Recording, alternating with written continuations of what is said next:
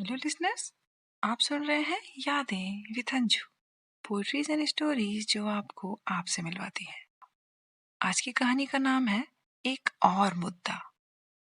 मलोहा गांव शहर से कुछ दूर बसा था।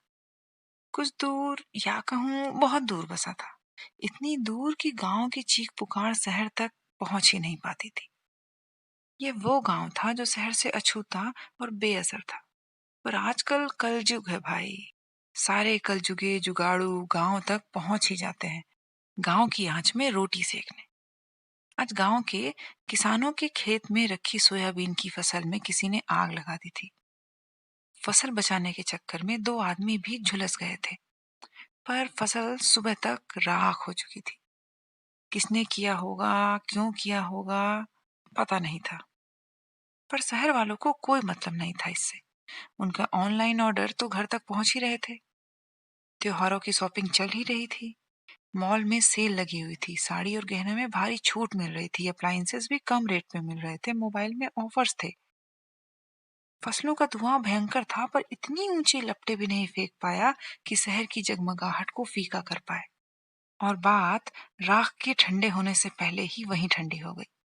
फसलों और किसानों की चिंता, भुखमरी की आग अंदर ही अंदर दहक रही थी। कुछ दिन बीत गए थे। गांव की कच्ची सड़क के पास एक मोटा सा पेड़ था। उसमें एक लड़की की लाश टंगी हुई थी। लड़की की लाश उतारी गई तो पता चला वो बालिग है। जात पात, ऊंच नीच, आदमी औरत, जिंदा मुर्दा का फर्क करते करते दूसरा दिन हो गया। पर इस बार हलचल होनी थी, शायद शहर तक हलचल होनी थी क्योंकि चुनाव का वक्त आने वाला था। सभी जगह नजरें थी राजनीतिक दलों की।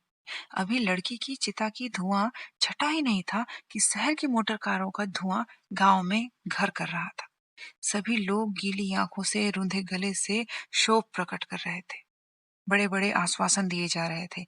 अखबार मीडिया आई तो दनादन उस राख की भी फोटो अखबारों में, पेपरों में, टीवी न्यूज चैनल में छा गई थी।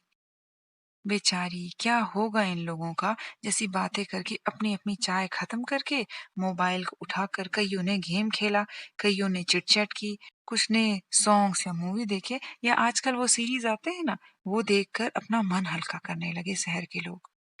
इधर गांव में तो सबकी दुनिया ही बदल गई थी। पक्ष विपक्ष में फंसी उस लड़की की लाश। ओ हो, ऐसी अमानुषिक घटना बड़ी घिनौनी और विभत्स घटना है। हमारे राज्य में शांति थी, आपके राज्य में अशांति है। ये तो आपकी पार्टी के माथे में कलंक के समान है। देश की बेटी, देश का नागरिक इंसाफ मांगता है। बड़े अफसरों ने छोटे अफसरों की तत्परता के सवाल उठाए। कई छोटे अफसर निलंबित हुए। नारेबाजी शहरों, गलियों, गांव, पगडंडियों तक पहुंची। ये लड़की कोई बड़ी हस्ती नहीं थी। बड़ी हस्तियों की कहानी सुन सुन के तो वैसे ही न्यूज पेपर मीडिया सब खत्म हो चुके थे। पर अब तो चुनाव आने वाला था, तो कुछ तो करना ही था। तो चलो इस केस की ही चीड़-फाड़ की जाए। शायद ये ही कुछ कर दिखाए। कुछ दल इंसाफ का गाना गा रहे थे, कुछ सच में इंसाफ चाह रहे थे, पर हंगामा तो खूब मचना था। एक तरफ लाश की चीड़-फाड़ भी ठीक से नहीं हो पाई थी कि घटना की चीड़-फाड़ होना शुरू हो गई थी। चुनाव के पहले राजनीतिक दल सक्रिय नजर आ रहे थे। अब जनता की सेवा का संकल्प ले लिया था, नतीजा आने तक। केस का नहीं भाई, चुनाव का नतीजा आने तक। आज रमन बहुत क्रोध में था। दोष उसका नहीं था, उसकी उम्र का था। उसे समझाते हुए एक बड़े नेता ने कहा, क्रोध और आवेश का स्थान राजनीति में नहीं है रमन। पर रमन ने कहा, इस घटना को विरोधी दल के नेता इतना भुनाएंगे कि हम तो रह गए अब। इस बार के चुनाव में तो यही सब होना बाकी रह गया था इस गांव में। जोड़ तोड़ के अविश्वास प्रस्ताव ला ही लेंगे, लेने के देने पड़ जाएंगे हमको। पुलिस वालों का काम बयानों और प्रमाणों के आधार पर ईमानदारी से रिपोर्ट तैयार करना है। इस बात की भनक उन्हें लग गई तो क्या होगा। ये सब बड़बड़ाता कहता हुआ रमन कमरे में मीटिंग रूम से निकल के बाहर चला गया। उधर विपक्षी खेमे में लड़की को मारकर गांव के पेड़ में दिन दहाड़े लटकाए जाना। ओ हो, चुनाव के पहले थाली में परोसकर मौका हाथ लग गया है जैसे। अपनी हार को जीत में बदलने का मौका। शाम के भाषण में कौन कौन सी बातें सामने रखनी है, क्या भाषण देना है और क्या भसड़ मचानी है, इन सब की तैयारी दोनों पक्षों में हो चुकी थी। बड़ी खलबली मच रही थी। भीड़ थी, बातें थीं, और भीड़ थी, और बातें, और ज़्यादा भीड़, और ज़्यादा बातें, जितने मुँह उतनी बातें, इतनी अनुमान, इतनी आशंकाएँ, किसने मारा होगा, कैसे मारा होगा, क्यों मारा होगा, पता नहीं। लड़की का मामला है, बेचारे घरवाले, घरवालों की इज़्ज़त, पुलिस वालों की भी ऐसी मुस्तैदी तो गाँव वालों ने कभी नहीं देखी थी। लाश पहले किसने देखी, क्यों देखी, कैसे देखी, कब देखी, काहे को देखी, पूरी जन्म पत्री लिखी जा रही थी। भोंपू लगी जीव का जब आंवड़ा गांव में आ चुका था। दूसरे तीसरे पैर तक अच्छे खासे आयोजन होने लगे थे गांव और शहर में भी। गांव में मायूसी और मुरझाए बच्चों के चेहरे खिल गए थे। उन्हें मेले जैसा लग रहा था। यह मौका गम की वजह से आया है या खुशी की वजह से, उन्हें क्या पता। पर आज गांव में भीड़ बहुत थी। गांव के थाने में एसपी आने वाले थे। थाने की हालत भी ठीक की गई थी। भारत माता की फोटो और गांधी जी की फोटो से सुसज्जित थाने में ठीक ठाक की कुर्सियां मंगाई गई थी। एसपी कोई मामूली आदमी नहीं होता भाई, बहुत बड़ा अफसर होता है। लोगों के मन में आदर जाग रहा था। एक दो लोगों को पकड़ा गया था, चश्मदीदों के बयान लिए गए थे, पूछताछ होनी थी। कुछ लोगों ने थाने में भीड़ लगा दी थी, उन्हें भगाया गया था। बयान देने वालों के दिल धक धक कर रहे थे। पर इन सब के पहले ही टीवी अखबार वालों को सब पता था। उन्हें दैवीय शक्ति प्राप्त थी। कुछ सहयोग कर रहे थे जांच में, पर कुछ मजे भी ले रहे थे, कुछ टीआरपी भी ले रहे थे।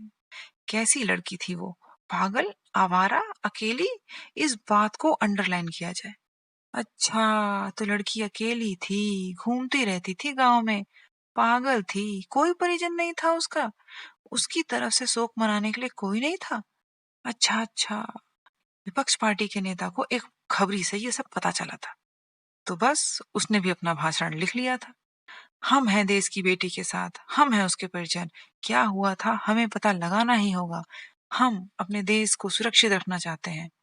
स्वर थोड़े ऊपर होने ही वाले थे कि धीरे धीरे कारणों का पता चलने लगा था। दोनों खेमों में सिट्टी पिट्टी थी, स्वर बदल रहे थे। लीपा पोती वाले स्वर बाहर आ रहे थे। मीडिया के लोग घर, सड़क, थाने तक घुस गए थे। इंसाफ होगा या नहीं ये तो नहीं पता था, पर लोगों की आत्माएं बड़ी जोर से धड़कने लगी थी। आदत कहें या सहने की शक्ति, इंसान में धीरे धीरे जागृत हो ही जाती है। शहर के अलग अलग भागों में अलग अलग तरह के जुलूस हो रहे थे, और हर तरफ इसी खबर की लहर थी।